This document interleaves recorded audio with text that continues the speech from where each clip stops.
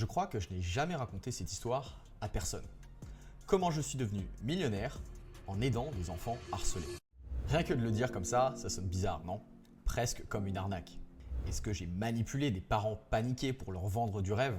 Est-ce que j'ai trouvé une faille dans le système et surfé sur une tendance? Ou est-ce que j'ai simplement créé quelque chose qui avait du sens pour moi et qui a tout simplement explosé? Peut-être que je devrais me taire, mais aujourd'hui, je vais tout vous raconter. Des galères au déclic, du moment où tout semblait foutu à celui où tout a basculé. Tout a commencé avec un rêve un peu naïf et une phrase que j'ai balancée à ma mère un soir après les cours. Maman, je sais ce que je veux faire de ma vie. Je vais devenir auto-entrepreneur. Elle a rigolé, pas moi. Avez-vous déjà ressenti ce sentiment, celui de ne pas être à votre place, de suivre un chemin qui ne vous correspond pas vraiment? Eh bien, c'était mon cas. J'avais 16 ou 17 ans. Tout le monde autour de moi suivait le même schéma. École, études, diplôme, boulot. Mais au fond, je savais que ce n'était pas quelque chose pour moi. Et un jour, je tombe sur des vidéos qui changent complètement ma vision de la vie et du monde.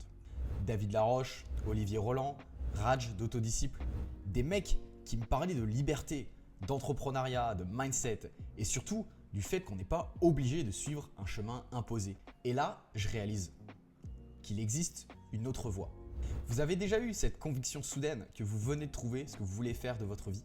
C'était si évident pour moi que j'ai annoncé mon plan à ma mère avec toute l'assurance du monde. Et pour être honnête, elle n'était pas du tout convaincue par mon idée. Alors j'ai négocié avec elle. J'ai négocié 1 an. J'avais 1 an pour prouver que je pouvais réussir sans diplôme. Sinon, retour à l'université. C'était risqué, mais au fond, j'étais persuadé d'une chose. Je n'avais pas envie de suivre le chemin qu'on m'imposait. Sauf qu'il y avait un problème. Je n'avais aucune idée de ce que j'allais faire. À l'époque, tout le monde lançait des chaînes sur le développement personnel ou la confiance en soi. Mais moi, je voulais faire quelque chose d'unique. Alors peut-être à tort, mais je voulais parler d'un sujet qui me touchait vraiment. J'ai fini alors par repenser à mon propre parcours. L'école, pour moi, ça a été un véritable combat. Manque d'intérêt, difficultés relationnelles, zéro confiance en moi. Et là, ça m'a frappé. Il y a des milliers d'enfants ou d'adolescents qui vivaient actuellement la même chose que moi. Alors pourquoi ne pas les aider, tout simplement? J'avais enfin trouvé ma mission. J'allais devenir coach pour enfants et adolescents. C'est comme ça qu'est née ma première entreprise, Petit Pouce. J'étais chaud, j'étais ultra motivé. Mais j'étais très loin d'imaginer la claque que j'allais me prendre.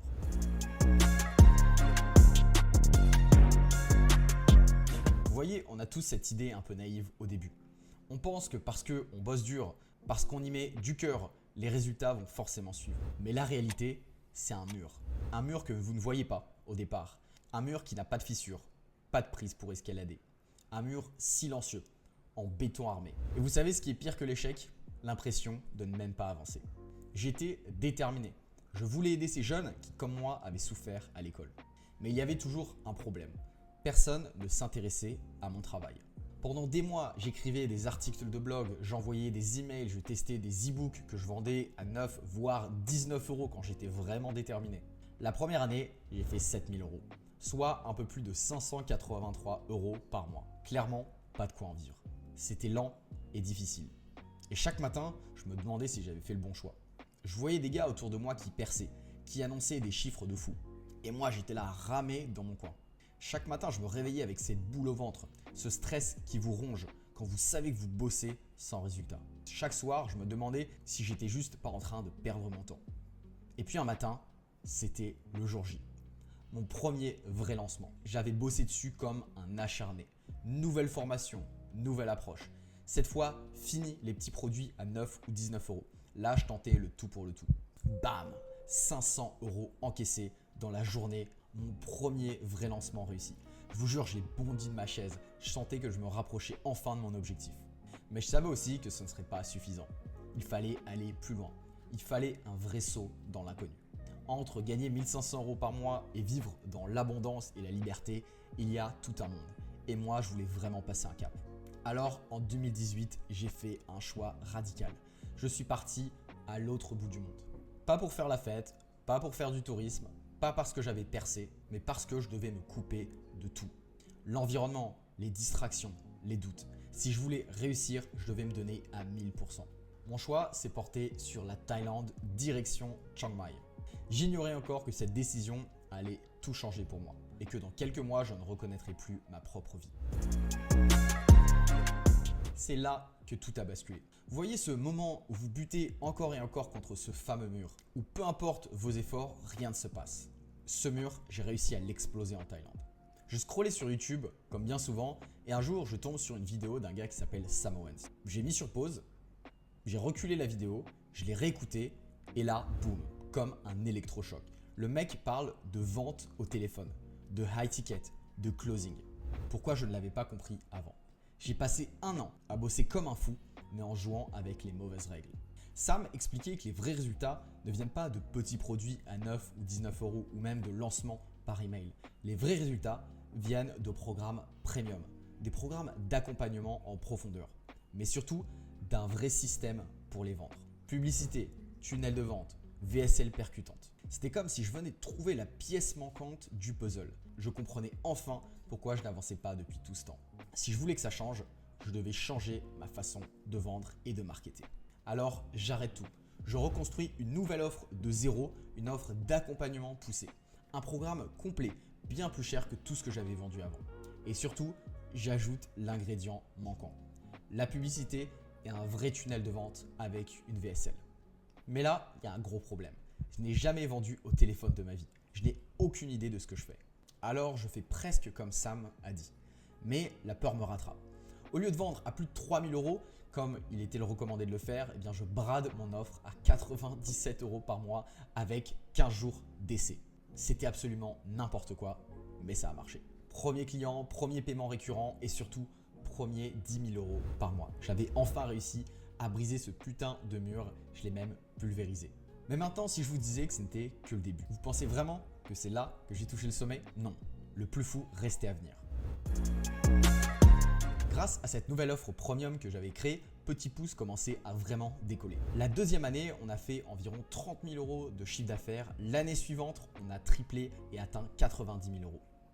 Et puis, il s'est passé quelque chose. Un demi-million en 2020. Avec le confinement, tout explose. Les parents paniquent et cherchent des solutions. Et notre académie devient un refuge. Des centaines de ventes, des webinaires pleins à craquer. Un soir, je me souviens, on a organisé un live sur Zoom pour parler de communication non violente aux enfants et aux familles. Et on s'est retrouvé devant 800 gamins connectés en même temps. C'était juste irréel. Je crois que le jeune moi de 17 ans n'aurait jamais imaginé un tel succès. L'engouement est dingue. France Bleu m'interviewe, puis quelques jours plus tard, Stan Leloup, le youtubeur marketing aux 500 000 abonnés, m'interviewe également dans son podcast pour parler de mon projet. Mais derrière ce succès, derrière ces chiffres, derrière cette croissance, je commence à sentir autre chose. Je ne vibrais plus. Petit Pouce était devenu une machine. Ça tournait, ça vendait, mais moi je ne ressentais plus cette flamme. Alors l'envie d'un nouveau défi est devenue trop forte. Et j'ai pris cette décision. J'ai revendu mon entreprise. Alors ce n'était pas un exit à plusieurs millions, mais j'avais revendu ma première boîte. Et surtout, j'avais découvert ma vraie zone de génie. Bâtir des systèmes, créer des stratégies et scaler des entreprises en ligne. Et c'est là que j'ai compris un truc fondamental. Les business qui explosent ne sont pas ceux qui suivent les tendances, mais ceux qui maîtrisent les fondamentaux mieux que les autres. Parce qu'en 2016, on n'avait pas de chaîne YouTube, on n'avait pas de tunnel ultra complexe ou de méthode miracle pour faire 100 000 euros par mois. On rédigeait des emails, on apportait de la valeur, on créait des offres utiles. Et ça marchait. Aujourd'hui, beaucoup de coachs sautent d'une opportunité à l'autre et pensent que si ça n'explose pas en 3 mois, leur business est mort. Mais la vérité, c'est qu'il faut avant tout kiffer son audience, kiffer ce qu'on fait et jouer sur le long terme. Le coaching en ligne a changé, mais les fondamentaux, eux, n'ont jamais bougé. Il y a trop de mecs qui recopient ce qu'ils voient aux États-Unis et tentent de faire la même chose ici sans avoir une véritable expérience. Mais moi, j'avais prouvé que ça marchait bien au-delà du simple make money. J'avais appliqué ces stratégies sur des business totalement différents, en plus de Petit Pouce, et les résultats avaient été au rendez-vous. Comme Jacques Vitelli dans le domaine des relations, qui est passé de 0 à 60 000 euros par mois en moins de 3 mois. Ou Webworking, spécialisé en reconversion, 120 000 euros en 14 mois. Et puis enfin, Rudy Meyer, consultant pour les artistes qui est passé de 0 à 50 000 euros par mois en 2 mois. Des résultats concrets dans des niches pourtant variées. C'est la preuve que quand on applique les bonnes stratégies, ça fonctionne incroyablement bien. Le business en ligne a clairement changé ma vie. Il m'a permis de voyager dans 40 pays, d'acheter plusieurs villas de rêve, de bosser avec une équipe de dingue et même de construire un patrimoine. Mais aujourd'hui, le marché a besoin d'un nouveau souffle. C'est pour ça que j'ai fondé GuruMaker. Mon objectif est de vous aider à scaler votre activité au-delà de 10 000, 50 000, 100 000 euros par mois, avec des méthodes et des systèmes concrets que personne n'enseigne en France.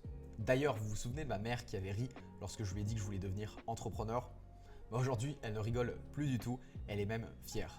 Et moi, je n'ai jamais été aussi certain d'être au bon endroit, au bon moment. D'ailleurs, si vous voulez utiliser les mêmes stratégies et systèmes que j'ai pu appliquer sur Petit Pouce et tous ces autres business, vous pouvez cliquer sur la vidéo juste en description et on se retrouve de l'autre côté. C'était Maz, ciao.